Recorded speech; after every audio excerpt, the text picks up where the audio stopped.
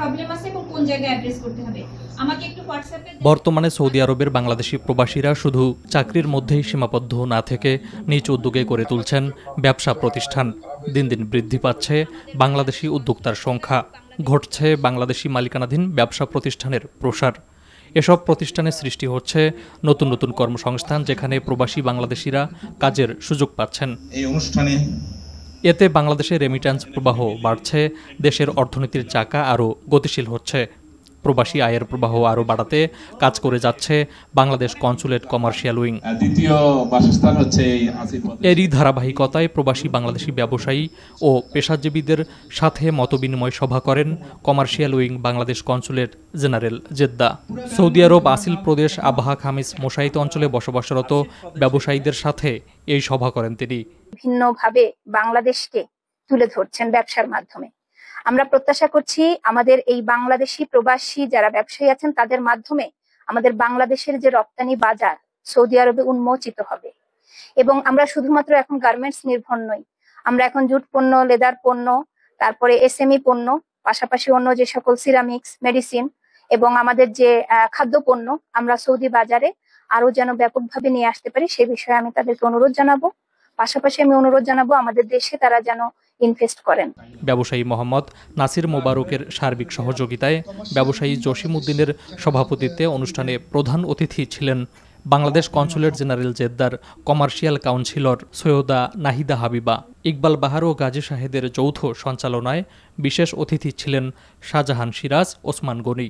আমিও অনেকদিন দীর্ঘদিন এখানে আসছি, সৌদি আরবে আজকে প্রায় 20 বছর পরে ছোটখাটো করে ব্যবসা শুরু করছি। আজ আলহামদুলিল্লাহ আমরা এখানে 3 ভাই আছি, আমরা 3 ভাই একত্রিত হয়ে আলহামদুলিল্লাহ আমরা কফি শপ করছি, বোরকা ব্যবসা করি, আমরা ইস্তাহার ব্যবসা করি, মোটামুটি সফল মোটামুটি বলতে গেলে। আমরা এখানে আসছি, প্রথম নিজের জব করছি, এরপর থেকে নিজের ধীরে ধীরে ইনশাল্লাহ যে প্রচেষ্টায় ছোটখাটো ব্যবসা দিয়ে এখন আস্তে আস্তে আমরা উপরের দিকে ইনশাল্লাহ যাওয়ার চেষ্টা করতেছি। ব্যবসা এমন এক জিনিস, ব্যবসা একটা নির্দিষ্ট পরিকল্পনা করতে হয়। ব্যবসাতে 3টা বিষয় বেসিক্যালি নির্ধারণ করতে হয়: ব্যক্তি, যথাযথ ব্যক্তি, স্থান এবং পরিকল্পনা। এই 3টা বিষয়ে যদি আমরা সফল হতে পারি তাহলে নিশ্চয়ই আমরা ব্যবসায়িকভাবে সফল হতে পারবো। ব্যবসাকে আরো প্রসার ঘটাতে চাচ্ছি, সাথে সাথে যারা ক্ষুদ্র ব্যবসায়ী আমরা আছি, এই ব্যবসাটাকে যারা আরো প্রচার করার জন্য, আরো প্রসার করার জন্য আমার দৃষ্টিতে বাংলাদেশের বর্তমান প্রধান উপদেষ্টা মাননীয় প্রফেসর ডক্টর ইউনূস স্যারের তীরটা আমরা যদি নেই তো ইনশাআল্লাহ আমরা সফল ব্যবসায়ী হতে পারবো। ইনভেস্টরের যেই আমাদের সুবিধাও আছে, কিছু অসুবিধাও কিছু আছে।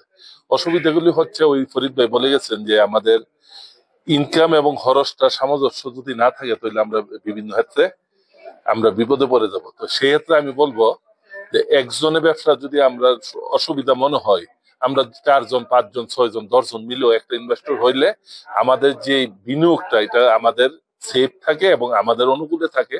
তো আমি সবাইকে অনুরোধ করবো যারা এককভাবে পারতেছেন না তারা যৌথভাবে 2-4 জন মিলে আপনারা যদি ইনভেস্টে আগায় আসেন তাহলে ইনশাল্লাহ আপনাদের যে বিনিয়োগটাই সেটা নিরাপত্তা থাকবে। স্বাগত বক্তব্য রাখেন আবহা খামিসের ইনভেস্টর্স ফোরামের সভাপতি ফরিদ আহমেদ, জাকির হোসেন পলাশ, রাজীব, দুলাল, ইমাম হোসেন, হাসিব, বাহাদুর, হাসান সহ অনেকে উপস্থিত ছিলেন বিভিন্ন অঞ্চল থেকে আগত ব্যবসায়ী ও ইনভেস্টর্স এবং পেশাজীবীরা।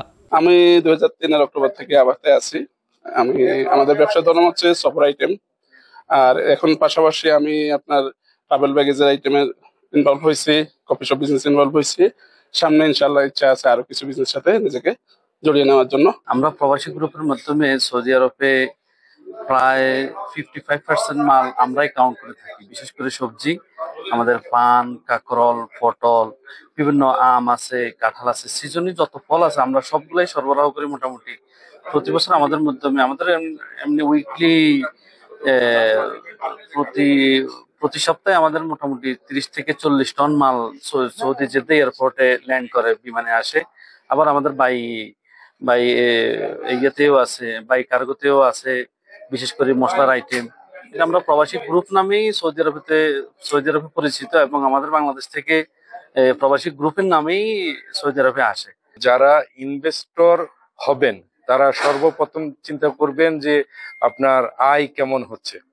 যদি আপনার আয় ভালো হয় আপনি ইনভেস্টর হতে গিয়ে যে এই দেশে যেই ট্যাক্স আর যে ফিস দেওয়া যাবে বছর শেষে, যদি তা দিয়ে যদি আপনি আর্ন করতে পারেন তাহলে আমার মনে হয় ইনভেস্টর হওয়া উচিত। ব্যবসায়ীরা আসলে ক্ষুদ্র থেকে উঠে, কেউ বড় থেকে হয় না।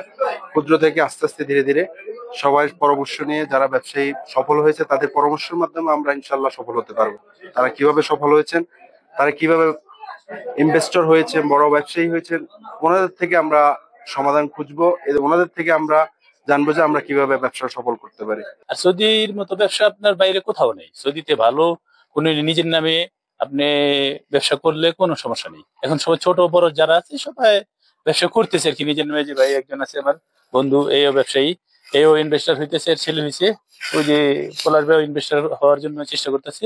ইনভেস্টার হইলে ভালো আর কি। সৌদিদের সাথে যে একটা আপনার সমস্যা, এটা করতে হয় না আর কি সমস্যা। বাংলাদেশের অন্যতম বড় শ্রমবাজার সৌদি আরব, যেখানে বর্তমানে প্রায় ৩৫ লাখের বেশি বাংলাদেশি রয়েছেন, যাদের পাঠানো রেমিট্যান্স শুধু মধ্যপ্রাচ্য নয়, ছাড়িয়ে গেছে যুক্তরাষ্ট্র থেকে আসা প্রবাসী আয়কেও। Faruk Hossain, NTV international desk.